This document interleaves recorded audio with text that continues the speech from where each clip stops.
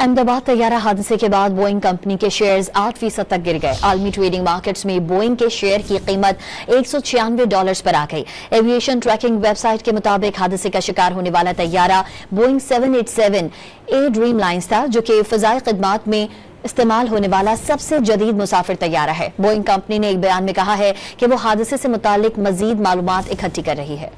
अहमदाबाद तैयारा हादसे के बाद बोइंग कंपनी के शेयर्स 8% तक गिर गए। आलमी ट्रेडिंग मार्केट्स में बोइंग के शेयर की कीमत $196 पर आ गई। एविएशन ट्रैकिंग वेबसाइट के मुताबिक हादसे का शिकार होने वाला तैयारा बोइंग 787 ड्रीम लाइन्स था, जो कि फ़ज़ाई खिदमात में इस्तेमाल होने वाला सबसे जदीद मुसाफिर तैयारा है। बोइंग कंपनी ने एक बयान में कहा है कि वो हादसे से मुतालिक मजीद मालूमात इकट्ठी कर रही है।